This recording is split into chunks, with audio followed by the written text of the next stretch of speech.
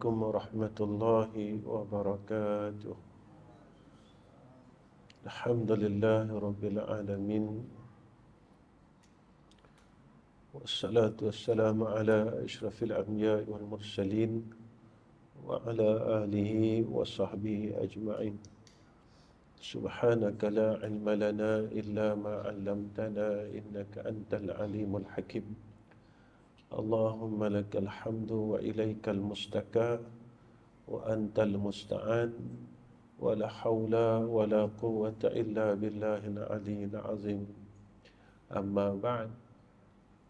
Pertama sekali kita panjatkan puji dan syukur kepada Allah Ta'ala kerana ketentuan daripada Allah Subhanahu wa Ta'ala mentakdirkan pertemuan kita pada malam ni dengan takdir yang baik.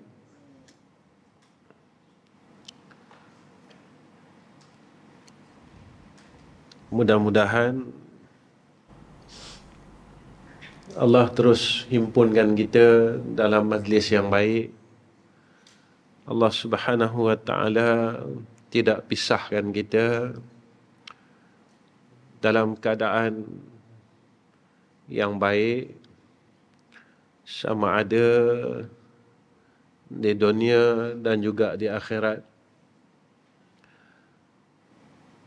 Apa yang kita buat selama hidup ni adalah untuk kita memperbaiki diri kita.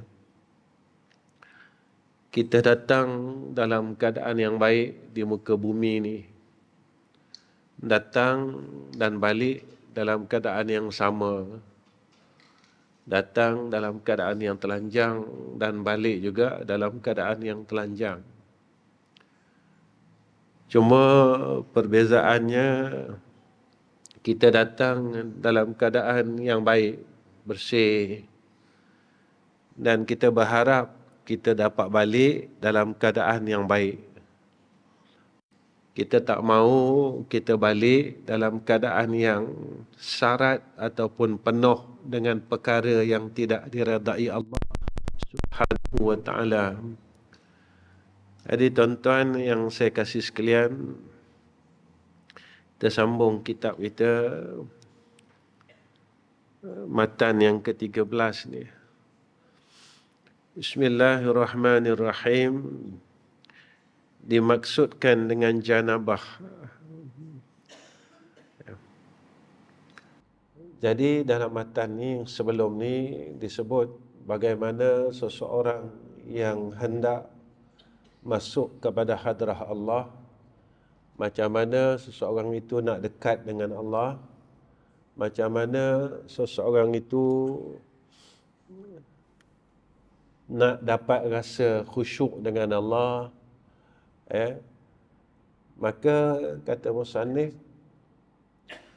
jika mana dia masih belum mensucikan dirinya daripada janabah ataupun najis-najis, janabah ghaflah ini, kelalaian. Macam mana kita nak boleh suka dengan Allah kalau kita masih ada suka dengan benda lain? Macam mana kita nak cinta Allah kalau dalam hati kita masih ada cinta lain? Macam mana kita nak rasa seronok dengan Allah jika dalam hati kita ada seronok dan suka pada benda lain? Sebab itu musannif terangkan kepada kita, dimaksudkan dengan janabah itu kerana jauhnya. Kenapa kita boleh ada janabah? Sebab kita terlalu jauh. Bila jauh dengan Allah, ketika itu kita banyak perkara yang menutupi jalan-jalan untuk kita dekat pada dia. Kalau kita nak kenal seseorang, kita kena duduk dengan dia. Bila kita dah duduk dengan dia, baru kita rasa baiknya dia.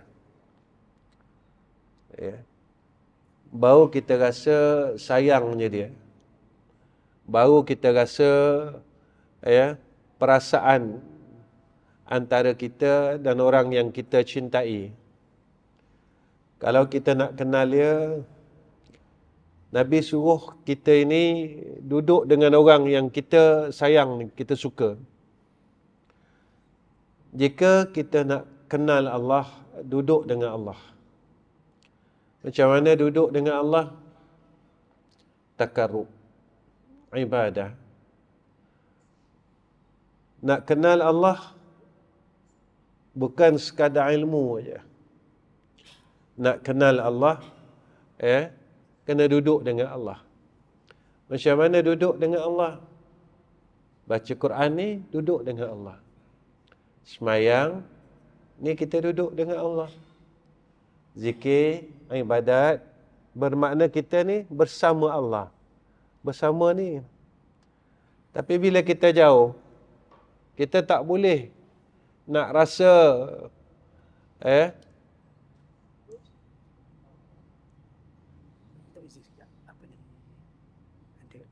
kereta nak keluar jadi halang. Saya umur je.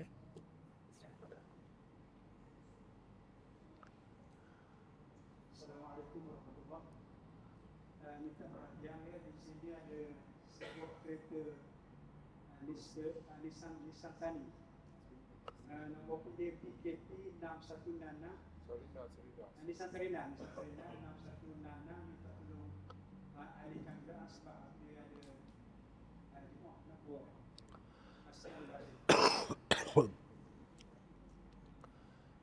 Bila kita selalu bertakarub kepada Allah, maka pada saat itulah lahirnya hubungan kita dengan Allah Subhanahu wa taala.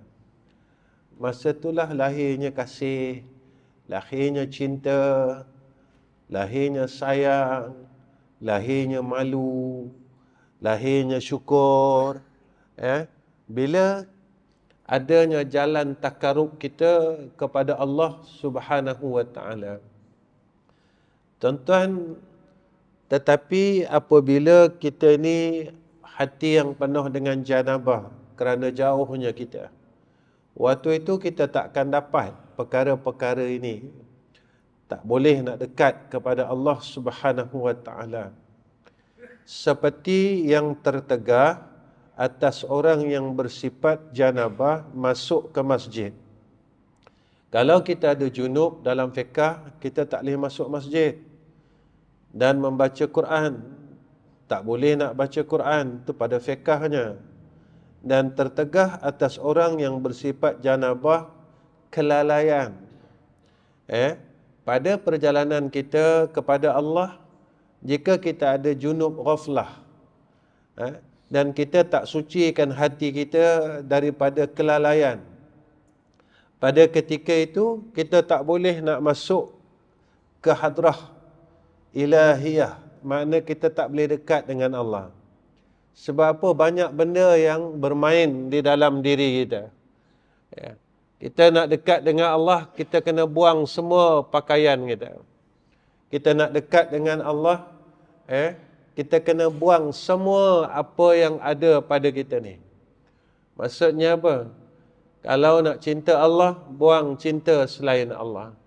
Kalau nak dekat dengan Allah, apa yang selalu kita dekat dalam hidup, apa yang selalu kita fikir dalam hidup, maka buang. Sebab itu tuan-tuan, kalau kita buat umrah, buat haji, kita kena tanggal seluruh pakaian kita. Baju yang kita pakai sekarang kena buang. Baru boleh buat umrah, baru boleh buat haji. Pakai 2 helai kain, baru boleh labbaik Allahumma labbaik. Kalau tak, tak boleh. Baru kita boleh datang kepada Allah Ta'ala. Buang semua pakaian sombong, pakaian rasa pandai, pakaian rasa ada duit, pakaian rasa ada ilmu. Semua pakaian ni kena buang. Tanggal betul-betul bawa diri kita sebagai hamba Allah. barulah kita ni diterima oleh Allah Subhanahu wa taala. Tapi kalau kita tak boleh tanggalkan pakaian yang sedang kita pakai, ya, pakaian besar diri, pakaian, ya, rasa baik, pakaian sombong, macam mana kita nak menghadap Allah Subhanahu wa taala? Sebab itu tuan-tuan, kenapa kita ini tak boleh jadi baik? Sebab ibadat yang kita buat ini tidak menjadikan satu natijah kesan di dalam kehidupan kita. Sebab orang yang beriman ini, sujud mereka, taat mereka ini akan zahirnya bekas pada wajah-wajah mereka. Sebab itu kata ulama dalam tafsir Ibn Katsir, bekas pada wajah-wajah inilah yang disebut akhlak yang baik. Bekas pada wajah-wajah inilah yang disebut takhasyu' dan tawaddu'. Semakin dia buat ibadat dekat dengan Allah, sujud dengan Allah, maka Allah kurniakan kepada mereka ini rendah diri, semakin mereka tunduk kepada Allah. Tapi kalau kita tak dapat hati itu, sebab apa kita tak dapat hati itu? Sebab hati kita kotor. Tuan-tuan, bila kita jaga hati kita, kita jaga roh kita, maka Allah akan jaga jasad kita. Tapi kenapa jasad kita tak dijaga oleh Allah? Keperluan jasad ini tak disempurnakan oleh Allah. Sebab kita tidak menyempurnakan akan hak kerohanian kita. Sebab itu kita resah. Sampai sekarang kita resah pasal rezeki, pasal duit. Kita resah pasal orang sekeliling. Kita resah pasal perkara berkenaan dengan jasad kita ini. Kita tak habis-habis resah, tuan-tuan. Sebab apa? Sebab kita tak selesaikan hak roh kita ini. Sebab itu bila roh kita ini kita selesaikan, hati kita selesaikan, kita sujud kepada Allah, taat kepada Allah, lalu Allah jaga keseluruhan akan hak-hak jasad ini. Sebab itu dalam Quran saya sebut berkali-kali, takwa ini bukan pada badan, takwa ini pada roh. Bila kita bertakwa kepada Allah, roh bertakwa kepada Allah, janji Allah, Allah jaga jasad kita. Ada masalah Allah selesaikan. Masalah rezeki dia selesaikan. Kadang-kadang kita, tuan-tuan, bila sebut tentang rezeki ini, sampai masa kita tetap akan diuji oleh Allah Subhanahu wa taala. Kenapa, tuan-tuan? Allah nak tengok iman kita. Kau masih percaya dekat aku atau tidak? Kau masih lagi tak percaya dengan aku atau tidak? Kau masih lagi tak yakin dengan aku atau tidak? Kau masih tak berharap dengan aku lagi atau tidak? Ini iman, tuan-tuan. Semua perkara dalam hidup ini iman. Semua perkara, tuan-tuan, dalam hidup ini penyelesaiannya adalah kekuatan iman. Baru ini, tuan-tuan, ada satu orang hamba Allah datang rumah saya. Saya share lah, tuan-tuan. Kebetulan ada seorang ni, dia ubatkan hamba Allah ini. Dah berubat tak selesai. Bila tak selesai, masih lagi duduk. Kita orang sini panggil apa? Orang Terengganu panggil apa? Dia merasuk lagi. Panggil apa ni? Dia tak sedar lagi, tuan-tuan. Dia tak sedar lagi datang jumpa saya. Saya kata, buat apa buat kerja tak habis? Saya cakap, buat kerja bagi selesai lah. Dia tak boleh selesai, dia datang, boleh tak tolong selesaikan? Saya kata, saya bukan ahli perubatan Islam. Saya tak pandai apa-apa, tuan-tuan. Dia datang dekat saya duduk kat sebelah dia. Saya tak buat apa, saya tak ada baca apa pun, tuan-tuan. Saya cuma tepuk je badan dia. Saya tepuk, saya kat badan dia, saya kata, sudahlah, saya kata. Segala perkara berpunca pada iman sebenarnya. Cuba tengok tuan-tuan guru kita, mana pernah kena rasuk, tuan-tuan. Cuba tengok tuan-tuan guru kita. Mereka ini sama ada syaitan ataupun jin tak nak dekat dengan dia orang. Sebab apa? Sebab iman. Saya dengar, tuan-tuan dengar cerita Sayyidina Umar Ibn Khattab lalu 1 mil. Syaitan dah lari Sayyidina Umar. Sebenarnya iman kita. Bila iman kita ini kita tak perbaiki. Kenapa kita ada masalah banyak? Iman, tuan-tuan. Dan iman kita tidak perbaiki. Kita makin takut kepada selain Allah. Kita takut hilang nama. Kita takut hilang kemuliaan. Kita takut hilang itu dan hilang ini. Tapi kita tak pernah takut hilangnya Allah. Tuan-tuan, saat kita diuji oleh Allah, sebenarnya Allah ingin melihat kita. Kita ni masih lagi tak bergantung kepada Allah Subhanahu wa taala, ataupun kita ini risau tentang perkara yang sedang diuji oleh Allah ke atas kita. Kita nak balik tak kepada Allah Subhanahu wa taala, ataupun kita masih lagi bergantung kepada perkara yang sedang merisaukan kita. Allah nak tengok kita. Allah lihat kita. Kerana kita tidak boleh menipu Allah, tetapi kita boleh menipu orang di sekeliling kita. Dan kita tidak akan mampu dapat menipu Allah Subhanahu wa taala. Ini sebenarnya kita belajar ini supaya dapat mentauhidkan Allah. Makin kita belajar, makin kita sayang Allah, makin kita yakin dengan Allah, makin kita bergantung harap dengan Allah. Makin kita belajar, makin kita takarub dekat dengan Allah. Sibuk kepada Allah. Ya Allah, aku nak balik kepada Engkau. Aku nak kembali kepada Engkau. Ya Allah, Ya Allah, Ya Allah. Dengan kelalaian hati aku ini, aku dah jauh dengan Engkau. Macam mana aku nak dekat dengan Engkau, Ya Allah? Macam mana kita nak dekat dengan Allah dalam masa yang sama kita tak percayakan Allah? Macam mana kita nak dekat dengan Allah dalam masa yang sama kita tak nak bergantung dengan Allah dan kita tak percayakan Allah? Macam mana kita nak rasa dekat dengan Allah dalam masa yang sama kita tak nak bersandar dengan Dia? Tuan-tuan, hidup ini takkan selesai jika dalam hidup kita, dalam diri kita, dalam pegangan kita, kita telah buang Allah. Saya selalu bercakap dalam kuliah saya begitu, supaya saya dapat ingatkan diri saya. Saya bercakap ini, tuan-tuan, bukan saya nak ingatkan tuan-tuan, tak. Saya nak ingatkan diri saya, supaya saya tak lupa Allah, supaya saya yakin dengan Allah, supaya saya tak berpaling daripada Allah Subhanahu wa taala.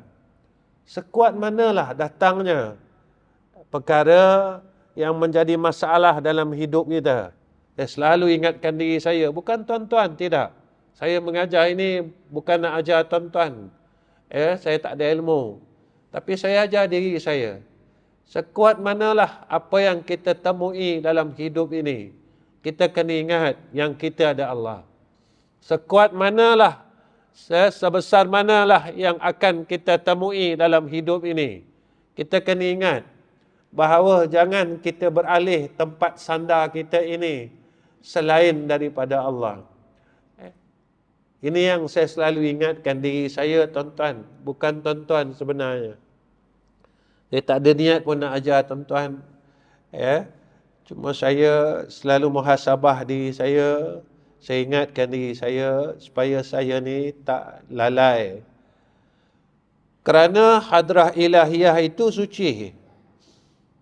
Tiada masuk kepadanya melainkan orang yang telah suci daripada janabah kelalaian. Kita nak dekat dengan Allah. Allah ni maha suci, tuan-tuan. Kalau kita kotor, kita tak boleh dekat kepada Allah. Hati yang kotor, hati ini tak boleh dapat kenal Allah. Hati yang kotor, hatinya takkan dapat merasakan apa-apa jika dia sedang dekat kepada Allah. Dia pergi, tuan-tuan, berjalan menuju kepada Allah, tapi hati dia penuh dengan kelalaian, dia takkan rasa apa.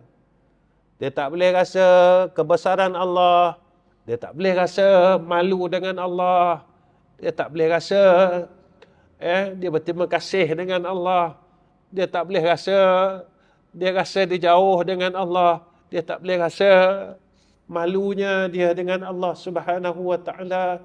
Sebab apa? Sebab hati kita ni kotor. Tuan-tuan, sebab itu kita ni kena berusaha untuk bersihkan roh kita. Kita sibuk dengan jasad kita. Jasad ni, tuan-tuan, tempat pandangan manusia. Tapi roh dan hati ni tempat pandangan Allah. Kita dah lama biarkan tempat pandangan Allah. Kita dah kotorkan hati kita dengan banyak benda. Kita kotorkan hati kita dengan kecintaan selain daripada Allah. Kita kotorkan hati kita dengan kita berhajat selain daripada Allah. Kita kotorkan hati kita dengan dendam, dengki, hasad. Hati kita ni terlalu kotor. Sebab itu bila kita semayang, kita tak ada rasa apa. Bila kita menuju ke hadrah Allah, kita berzikir, kita tak boleh rasa apa. Bila kita baca Quran, kita tak boleh rasa apa. Walhal kita sedang menuju ke hadrah Allah. Kita sedang bertakarub kepada Allah. Kita nak hampir dengan Allah. Walaupun kita sedang hampir dengan Allah, tapi jiwa kita kosong. Kenapa jiwa kita kosong? Sebab lubuk hati kita ini kotor. Ada kita tak boleh nak rasa, tuan-tuan. Tak boleh nak rasa.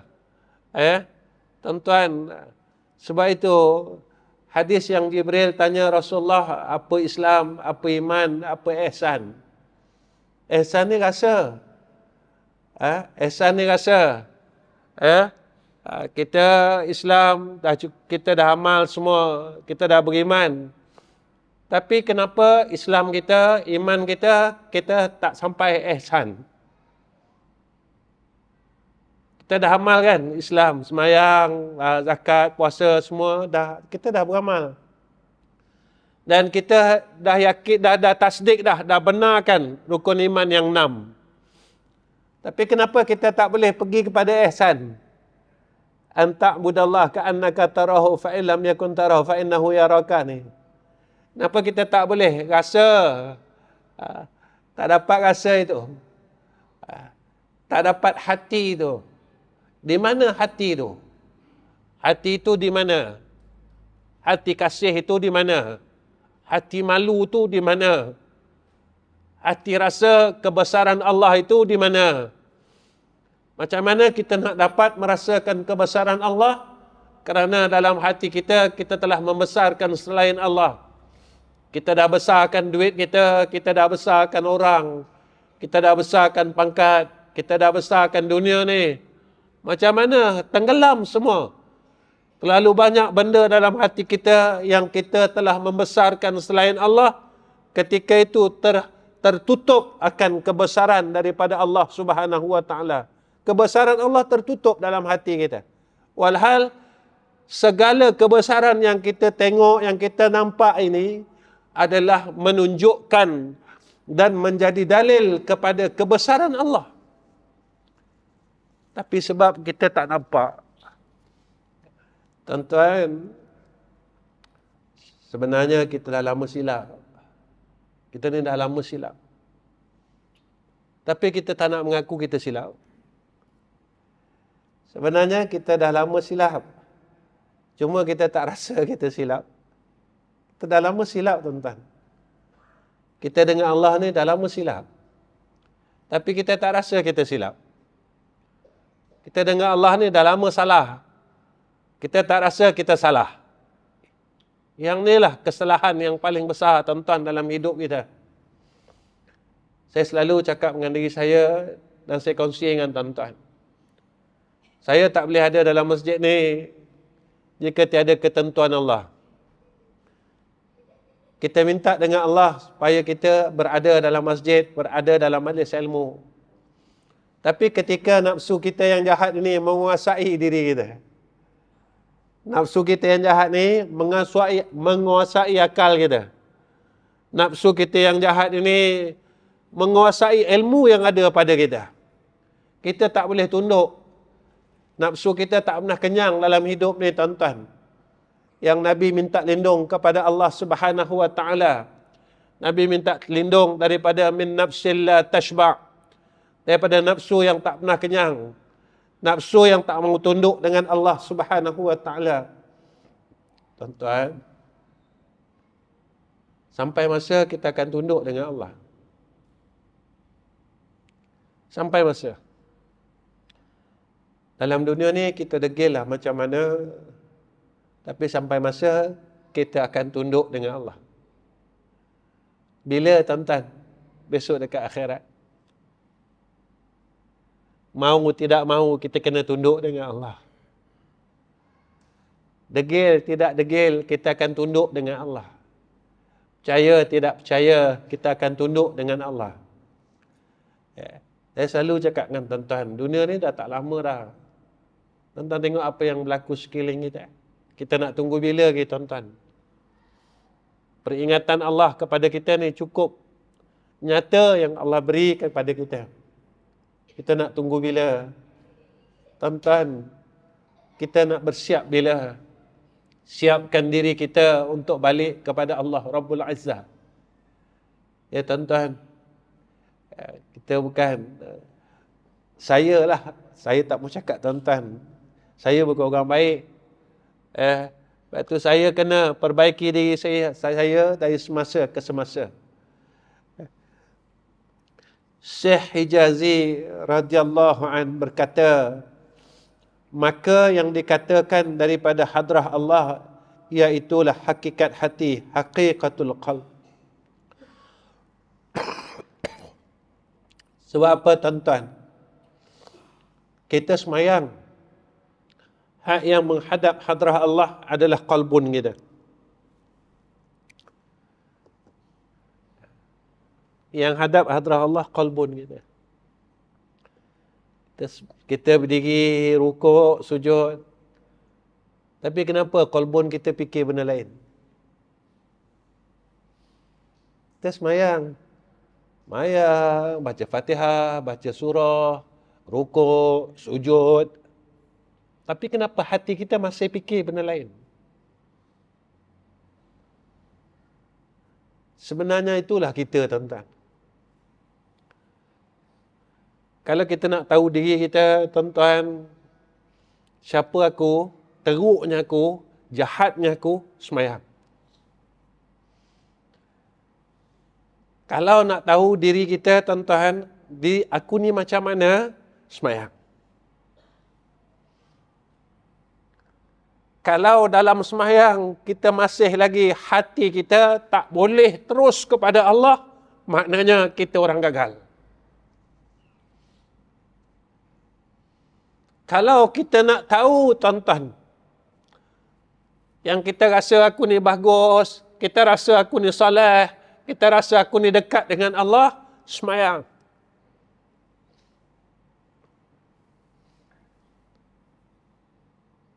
Kalau dalam semayang kita masih lagi hati kita berpusing, berpaling daripada Allah, walaupun badan kita, mata, tangan menghadap Allah, tapi hati kita masih lagi lalai kepada Allah, itulah tempat kita pada sisi Allah. Kita gagal lagi, tuan-tuan.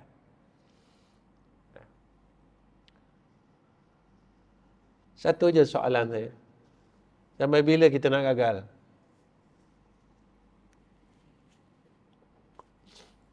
Satu je soalan saya, tuan-tuan.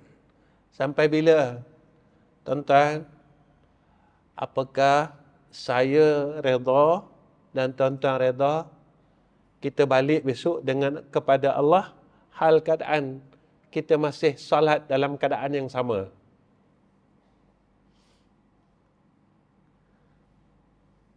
Adakah saya tak mau berusaha dan tuan-tuan pun tak mau berusaha saat kita solat, hati kita masih lagi berpaling daripada Allah?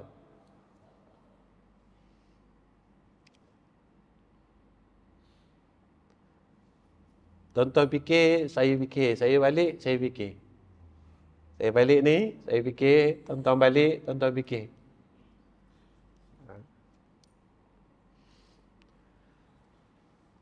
Yang dinamakan rumah Tuhan, iaitu Baitul Rabb. Kalau ikut perkataan ni nanti jadi masalah ni. Ada pula rumah Tuhan kan. Sebenarnya begini, hati kita ni tempat kita mengingati Allah. Ni tempat kita mengingati Allah. Ya tuan-tuan. Tapi kalau hati kita tak boleh ingat Allah dalam hidup ni, mana kita orang yang gagal. Datang persoalan dalam diri kita. Kenapa aku tak boleh ingat Allah? Sebab dalam hati kita banyak benda lain yang kita ingat. Itulah tuan-tuan, sampai hari ini kita tak berhenti fikirkan hal dunia, tapi kita telah berhenti fikirkan hal akhirat. Sampai hari ini otak kita, akal kita tak berhenti memikirkan hal kehidupan ini, tapi kita telah berhenti memikirkan tentang kehidupan akhirat. Itulah gagal yang kita. Kerana apabila telah hilang segala penyakit hati, bila hati kita ni dah selesai, lepas tu tuan-tuan nak selesaikan hati ni susah. Susah tuan-tuan. Susah tuan-tuan, susah nak selesaikan hati. Cukup susah. Badan ni kalau kotor senang tuan-tuan. Hati ni susah. Saya sampai sekarang gagal tuan-tuan. Sampai sekarang gagal.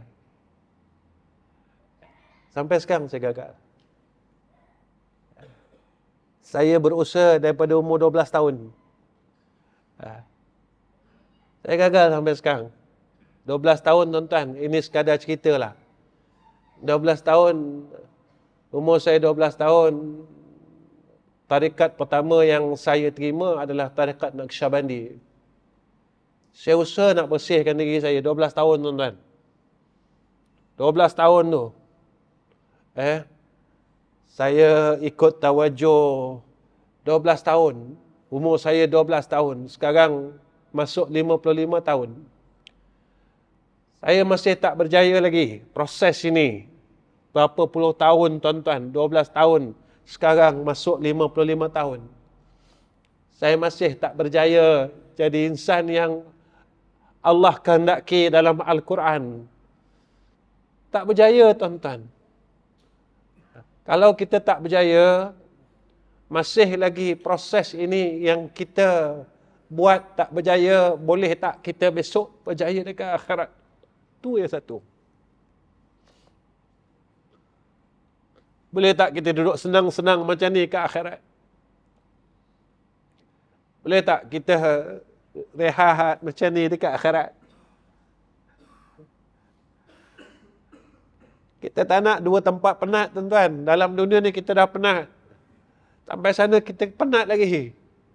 Kita nak kita penat dalam dunia dengan mujahadah untuk kita menjadi hamba yang baik agar kita boleh berehat besok di yaumil akhirah.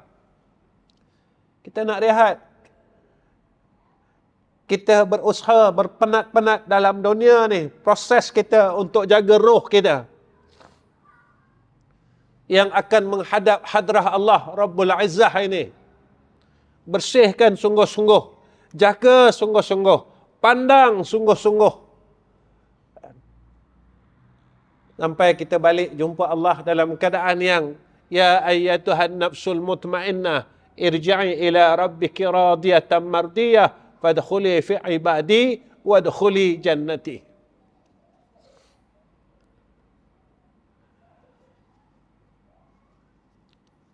Dan telah suci daripada kekeruhan manusia. Bersihkan hati kita dari penyakit hati, dari kekeruhan manusia. Kita dah buat tak kena orang lah. Orang terima, orang tak terima, tak apalah. Yang kita pandang, Allah terima. Yang tu je. Orang reda, orang tak reda, tak apa. Yang pandang, Allah reda. Kita ni tak boleh lari, tuan-tuan, daripada takdir Allah. Kita tak boleh hidup tanpa Allah. Tuan-tuan, kita ni tak boleh tak ada Allah. Itu yang saya nak cakap itu ya. Kita takkan boleh hidup tanpa Allah. Singkatannya, kalau saya panjangkan, kita takkan boleh hidup tanpa rahmat daripada Allah. Kalau tak ada rahmat, kita tak boleh hidup, tuan-tuan. Kita tak boleh belagak. Jangan kita belagak dengan kemampuan kita, dengan kebolehan kita. Jangan kita belagak, tuan-tuan. Kita tak sedar yang kita sedang belagak dengan Allah. Aku mampu, aku boleh, aku ini, dan aku ini. Dan terus kita terlupa yang aku tak akan boleh bergerak ataupun diam sekalipun tanpa dengan rahmat Allah. Dan dengan kehendak daripada Allah Subhanahu wa ta'ala. Kita tak akan mampu, tuan-tuan. Hebatlah macam mana.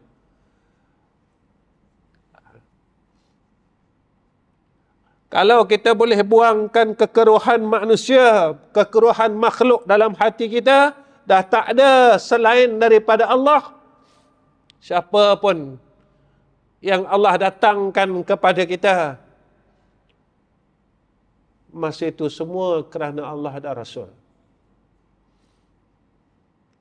Siapa pun orang yang berada di sekeliling kita, pada waktu itu tidak ada kerana selain Allah dan Rasul.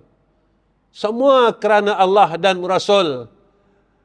Inilah yang dibuat, yang ditunjukkan oleh Nabi kita Muhammad sallallahu alaihi wasallam.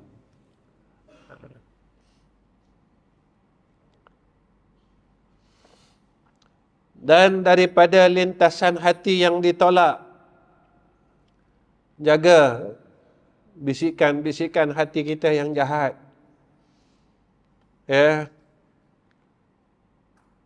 Sebab syaitan ni jahat, nafsu kita ni jahat.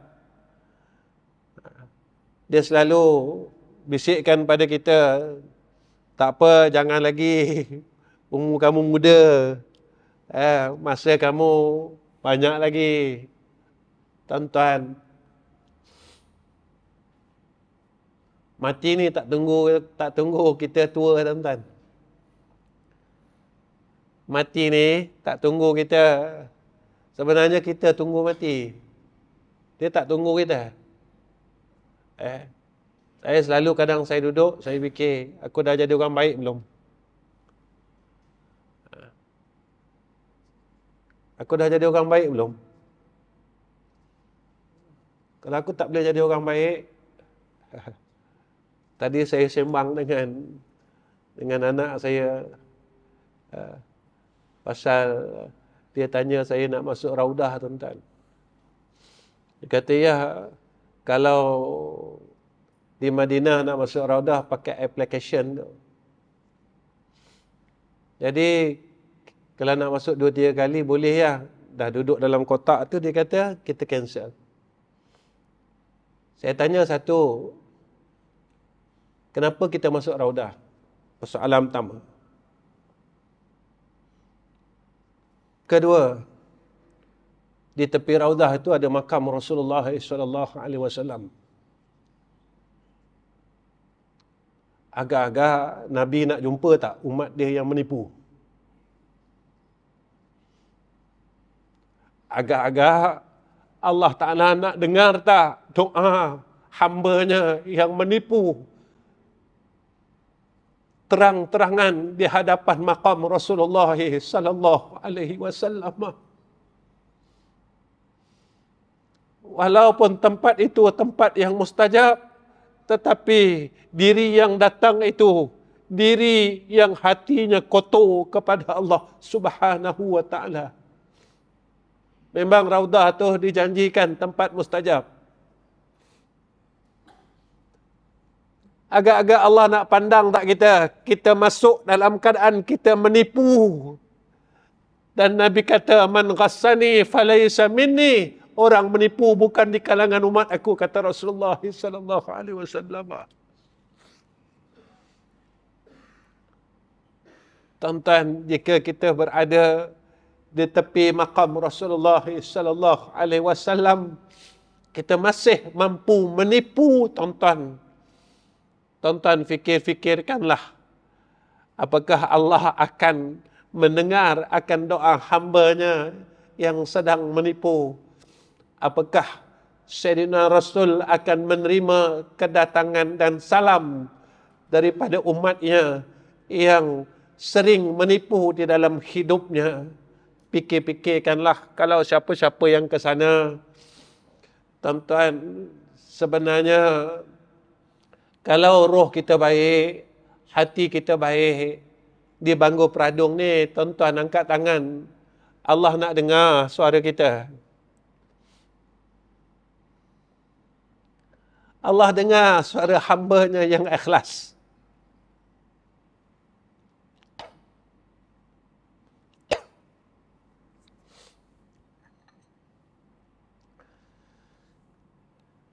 Allah dengar suara hamba-Nya yang sentiasa berusaha jadi orang baik.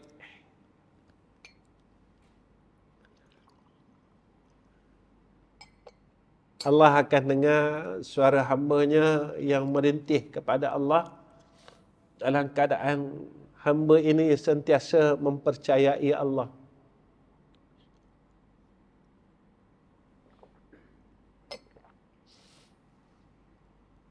Tuan-tuan, maka zahirlah di dalamnya segala nur ketuhanan.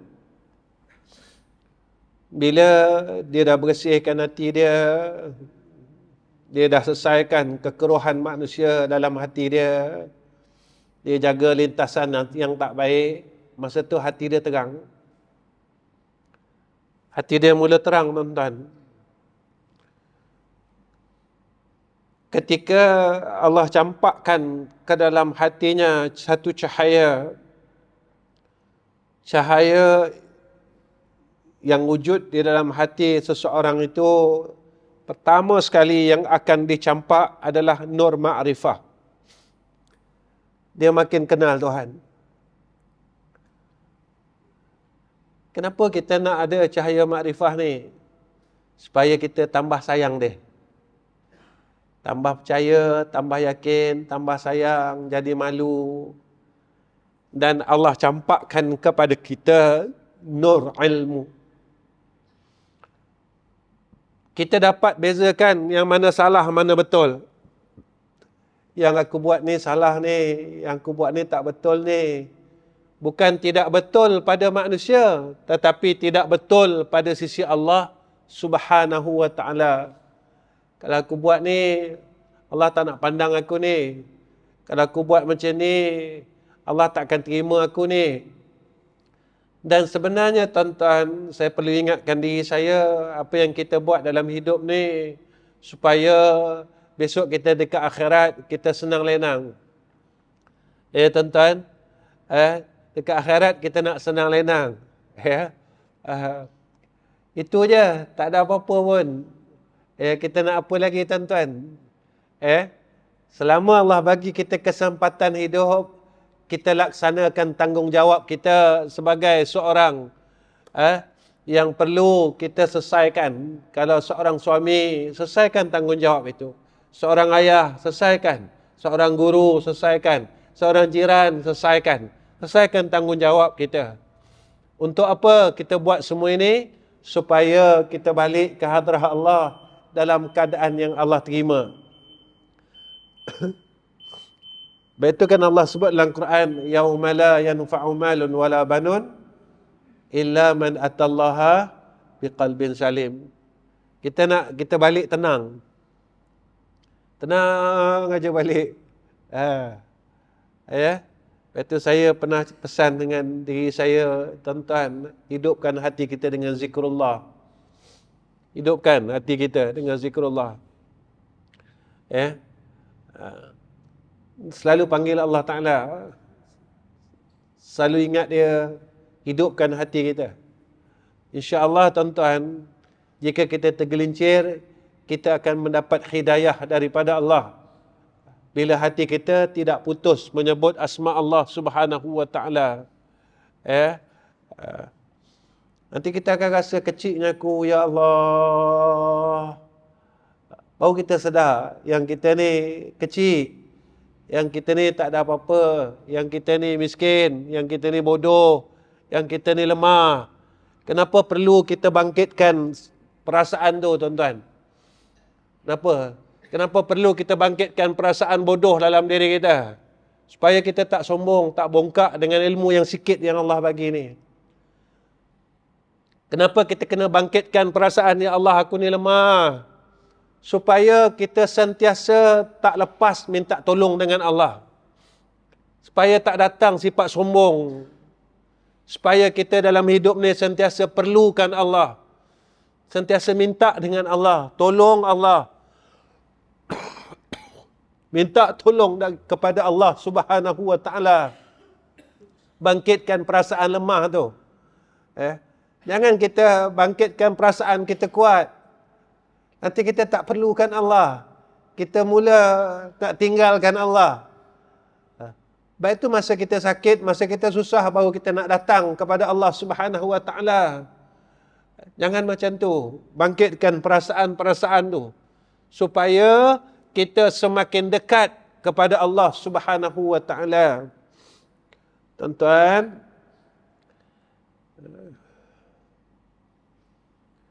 dan jadilah hadrah Allah daripada segala hadrah Allah. Masya Allah.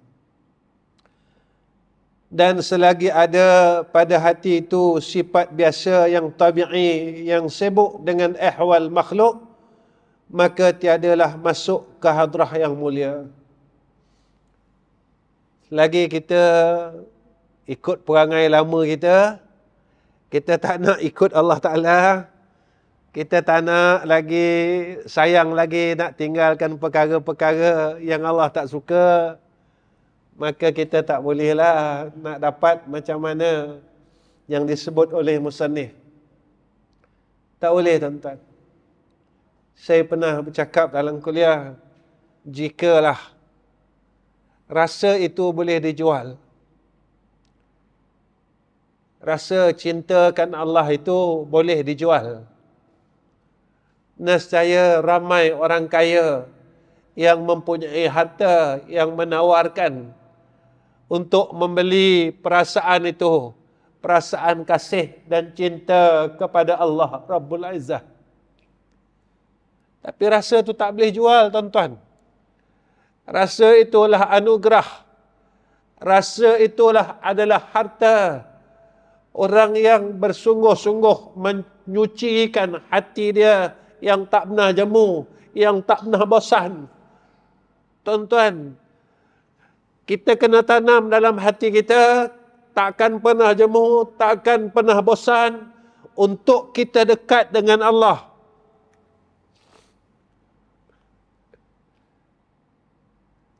Kena bersungguh-sungguh sebelum Allah jemput kita menemui Allah Rabbul Izzah.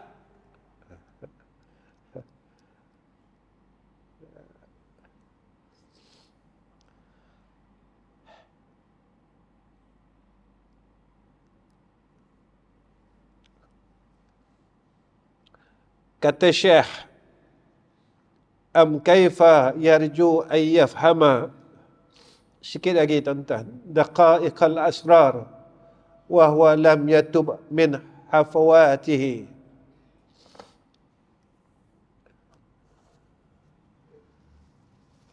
Bagaimana diharapkan ia dapat memahami rahsia-rahsia yang seni, sedangkan dia belum bertaubat daripada kegelinciran. Macam mana dia nak dapat ilmu kalau hati dia tidak bersih daripada kelalaian? Apa yang berlaku keliling kita, apa kita dapat, tuan-tuan? Palestin sekarang apa kita dapat?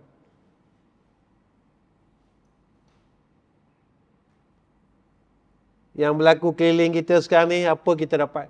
Apa ilmu yang kita dapat untuk kita dekat kepada Allah? Maka orang yang hatinya bersih, hatinya telah diterangi dengan nur, maka setiap perkara yang dizahirkan oleh Allah, maka di situ adanya ilmu. Ini yang disebut dalam Quran, Rabbana ma khalaqta haza batila subhanaka faqina azabannar. Orang Melayu kata apa? Tiap-tiap benda yang berlaku ada hikmah tu ilmu, tuan-tuan. Hikmah tu ilmu.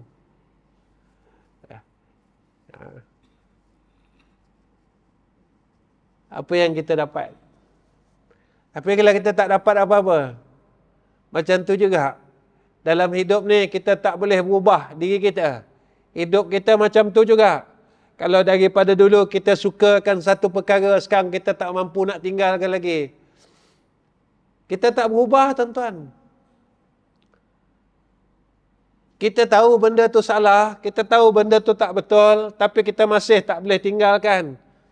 Dan kita tak berharap pun kita nak tinggalkan benda tu. Kita masih tak berubah, tuan-tuan. Kalau kita tak mau berubah dan kita tak rasa nak berubah, bukankah kita ni hamba yang sombong kepada Allah?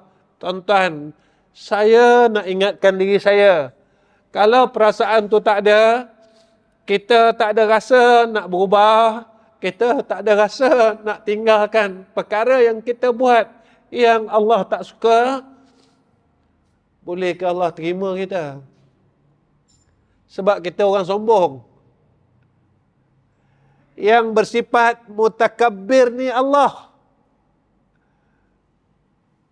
Allah tak terima kalau kita pakai sifat kesombongan itu. Allah tak redha kita, tuan-tuan. Tuan-tuan, kalau Allah tak redha kita, kat mana tempat kita besok di akhirat? Itu je.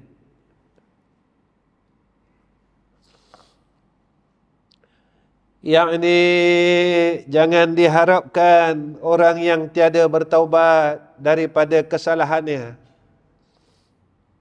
Dia tak nak mengaku salah dia. Dia kata dia betul aja. Dia betul, cakap dia betul, apa yang dia buat dia betul, semua betul. Tak pernah rasa salah. Tuan-tuan, bila kita nak rasa diri kita salah? Bila kita nak mengaku kita salah? Tuan-tuan, kalau kita rasa kita betul, tak pernah salah, cakap kita betul, yang kita buat betul, orang tegur kita tak nak terima, tu nama sombong. Bila kita sombong, macam mana kita nak menghadap kepada Allah Subhanahu Wa Taala? Kerana yang bersifat sombong itu Allah. Kalau kita nak dapat ihsan yang disebutkan oleh Nabi, jadi hamba yang tawadhu'. Hamba yang tawadhu' boleh menghadap kepada zat yang maha sombong.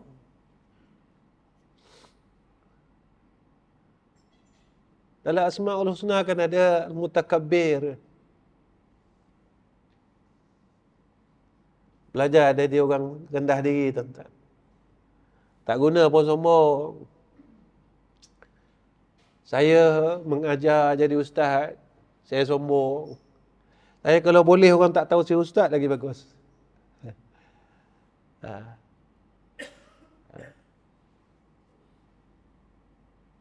Orang tak tahu saya ustaz, saya lagi suka. Ya. Buat apa kita sombong, tuan-tuan? Nak sombong, buat apa yang kita dapat kalau kita sombong? Dunia tak dapat apa, akhirat kita binasa.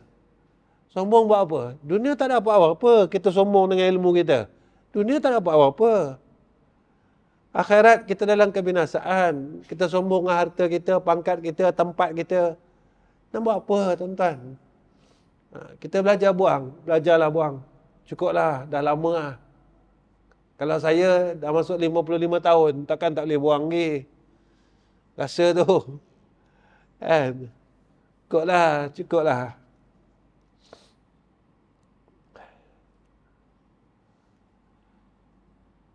dapat memahami segala rahsia yang seni. Kalau kita tak nak taubat, maka Allah tak kurniakan kepada kita ilmu.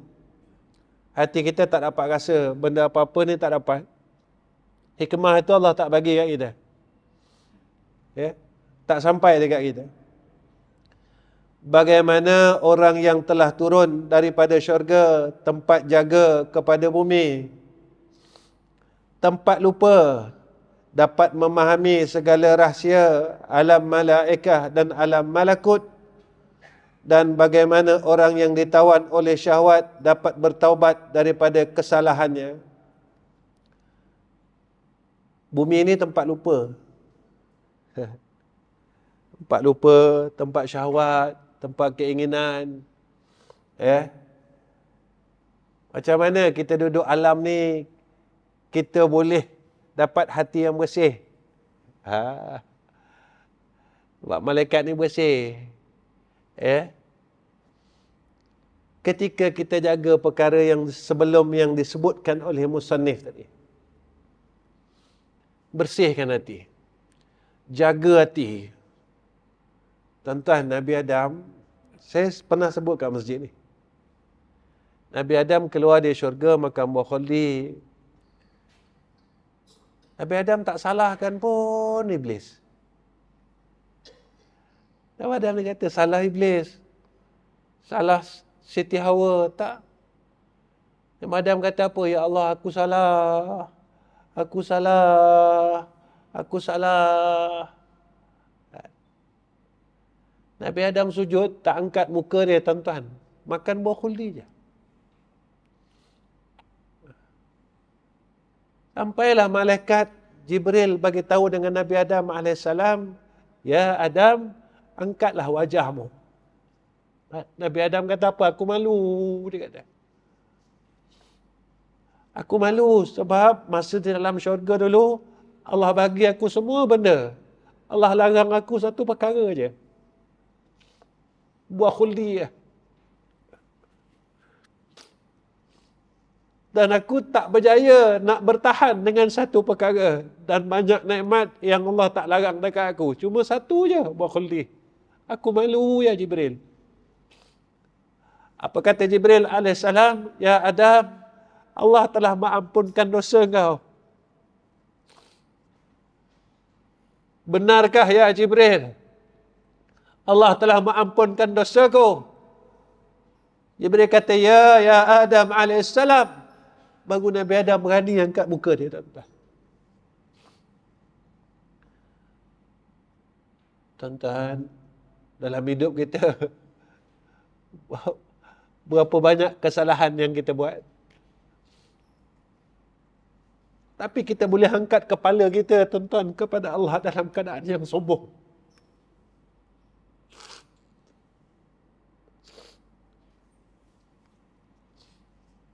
Kita bukan buat satu kesalahan. Kita telah buat berjuta-juta kesalahan dalam hidup ini. Tetapi kita mampu mendongakkan muka kita dan wajah kita penuh dengan kesombongan kepada Allah Rabbul Izzah.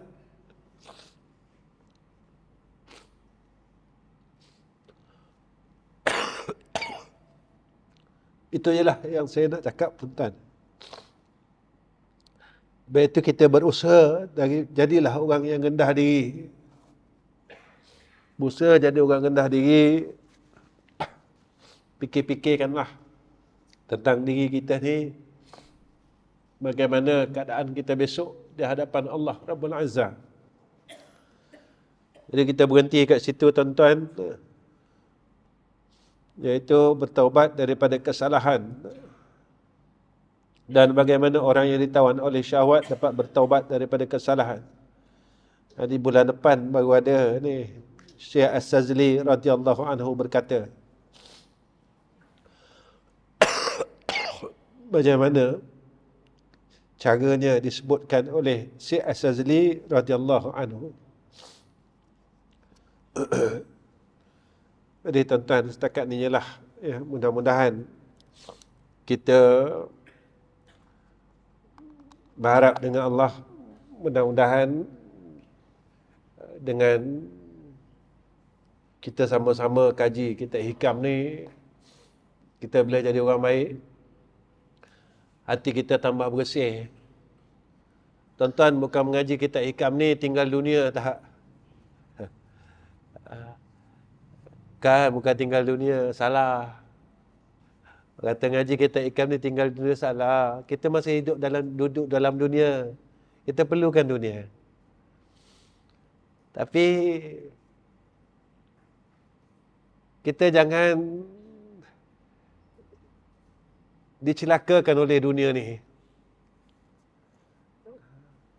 Bukan tak boleh ambil dunia, boleh, tapi jangan kita dicelakakan dengan dunia ni. Ya. Bukan tak boleh kita cari dunia, disuruh cari dunia ni. Disuruh, bukan tak disuruh.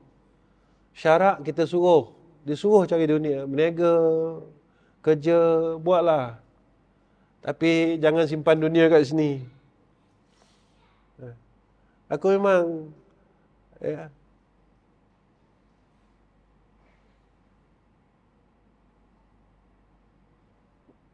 kena duduk dalam hati kita, tuan-tuan.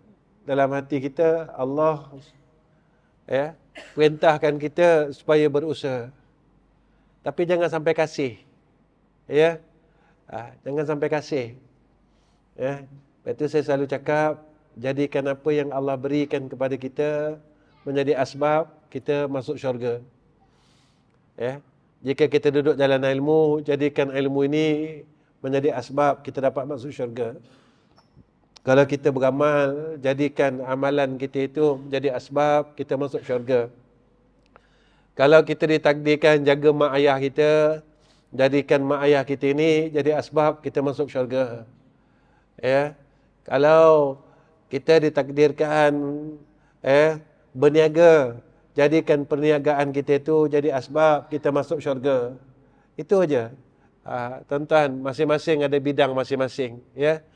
Baik, setakat ni saja tuan-tuan yang saya dapat bersama dengan tuan-tuan pada bulan ni. InsyaAllah, ada rezeki kita jumpa bulan depan. Sebagai makluman tuan-tuan, macam biasalah, pertama saya minta tuan-tuan doakan saya husnul khatimah, isteri dan anak-anak saya semua. Saya doakan tuan-tuan juga dikurniakan husnul khatimah insya-Allah. Yang keduanya, berkenaan dengan DADC ini tinggal sikit lagi tuan-tuan. Saya anggarkan, saya tak tanya Haji Zaini pun, tapi saya anggarkan untuk finishing surau kita, siap keseluruhannya. Kita perlukan lebih kurang dalam 200,000 lagi. Kalau saya salah, nanti Haji Zaini boleh betulkanlah. Itu yang saya nampaklah, yang saya lihat ketika saya datang pergi tengok di edisi itu, kita anggarkan lebih kurang macam itulah. Jadi tuan-tuan, sebenarnya 200,000 ni tak banyak. Tak banyak tuan-tuan. Kalau kita sama-sama sayangkan Allah Subhanahu Wa Taala, kalau seorang RM10, kalau seorang RM100, dah 2,000 orang selesai. 200,000 ni tak silapnya kalau kiraannya lah kan. Kalau seorang RM100, kalau seorang RM100, kalau seorang RM1,000, kita cari dalam 200 orang lah kan. Macam tu je lah. Sebenarnya tak banyak pun. Kalau kita sama-sama tolong menolong, kita siapkan surau tu. Jadi mudah-mudahan ini je lah yang kita dapat buat untuk kita mati. Saya pun selalu cakap dengan tuan-tuan, DADC itu bukan saya punya. DADC itu umat Islam punya. Bukan saya punya tuan-tuan. Saya Allah amanahkan saja untuk bangunkan madrasah tu. Kalau boleh saya tak nak nama pun tak apa. Saya buat DADC itu dan semua sekolah supaya saya dapat buat amal saleh. Jadi sebagai satu tempat untuk saya buat baik. Macam mana saya nak buat baik, maka Allah tentukan dengan jalan madrasah ni saya dapat buat baik. Jadi tuan-tuan tolong sampaikan dengan kawan-kawan kita. Mudah-mudahan kita dapat siapkan cepat surau tu. Nanti kita boleh beralih kepada fasa asrama insya-Allah yang kita dah buat. Yang kita dah buat tapak, kita bangunkan sikit-sikit. Tuan-tuan tolong doa-doakan sama juga ya. Saya minta jemaah Bangor Peradong ni doa-doakan juga sama-sama insya-Allah. Dan saya sekali lagi merakamkan terima kasih sebesar-besar terima kasih kepada Din Al-Barakah dan juga Haji Zaini sekeluarga dan semua kepada sahabat-sahabat Kuala Terengganu, semualah yang banyak bantu saya di bumi Terengganu ni. Sekali lagi saya mengatakan ucapan terima kasih dan saya tak mampu balas kebaikan semua orang. Saya takkan mampu balas jasa baik semua jamaah Kuala Terengganu dalam membantu saya, dan tuan-tuan bukan keluarga nasab saya, keluarga darah daging saya.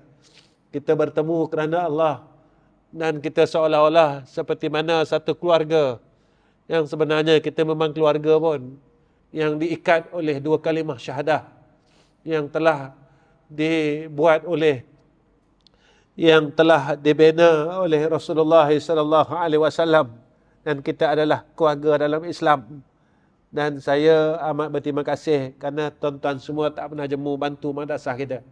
Jadi tolong doakan, mudah-mudahan kita dapat selesaikan. Bila dapat selesai nanti kita dapat buat kerja baik, amal soleh. Ya. Dan mudah-mudahan kalau saya mati dulu, ya, inilah tuan-tuan, kalaulah saya mati dulu dan di edisi ni tak dapat disiapkan, tuan-tuan tolonglah bangunkan bersama-sama dengan yang berbahagia Tuan Haji Zaini dan Din untuk siapkan madrasah itu supaya menjadi amal jariah kita selepas kematian kita. Itu harapan saya dan itu permintaan saya. Wa akhir kalam. Assalamualaikum warahmatullahi wabarakatuh. Bismillahirrahmanirrahim. Alhamdulillahirabbil alamin. Assalatu wassalamu ala asyrafil anbiya'i wal mursalin wa ala alihi wa sahbihi ajma'in. Ya Allah, ya Rahman, ya Rahim, tolonglah bersihkan roh kami, ya Allah. Bersihkan hati kami, ya Allah. Ya Allah, kami mengakui kadang-kala kami mula rasa goyang, kami mula rasa hati kami, ya Allah, rasa goyang, ya Allah, rasa tidak tenteram, ya Rahman Rahimin. Tolonglah berikan pertolongan atas kami, ya Rahman Rahimin. Ya Allah, kami mohon kepada Engkau, ya Allah, tolonglah bersihkan hati-hati kami, ya Allah. Tolonglah bersihkan hati-hati kami daripada perkara yang tidak Engkau redha, agar kami sentiasa dapat memandang kepada rahmat-Mu, ya Arhamar Rahimin. Ya Allah, ya Tuhan kami mohon, ya Allah, kepada hadrah-Mu, tolonglah pimpin kami semua, ya Allah, ke jalan-Mu yang lurus. Ya Allah, jangan Kau bolak-balikkan hati kami atas agama-Mu dan dalam berbuat amal saleh ini, ya Rahman Rahimin. Ya Allah, setiap nikmat yang Kau berikan kepada kami, ya Allah, janganlah Kau berikan kami nikmat itu dengan kesombongan. Jadikan setiap nikmat itu kami menjadi orang yang merendah diri kepada Engkau, ya Rahman Rahimin. Ya Allah, apa yang kami buat dalam hidup kami, tolonglah terima, ya Allah. Setiap amal saleh yang kami buat, ini aja yang kami mampu, ya Allah. Sakibaki umur kami sebelum kami menemui Engkau, ya Arhamar Rahimin. Ya Allah, ya Rahman, ya Rahim, jadikanlah setiap apa yang kami buat dalam hidup ini sebagai amal saleh kami. Dan jika ada kejahatan yang masih kami tak boleh tinggalkan, ya Allah, tolonglah kami, ya Rahman Rahimin. Tolonglah kami, ya Rahman Rahimin. Tolonglah kami, ya Rahman Rahimin, agar kami dapat tinggalkan benda jahat itu, ya Rahman Rahimin, sebelum kami menemui Engkau, ya Allah. Ya Allah, ya Allah, ya Zal Jalali wal Ikram. Wa sallallahu ala sayyidina Muhammad wa ala ali sayyidina Muhammad. Walhamdulillahi rabbil alamin.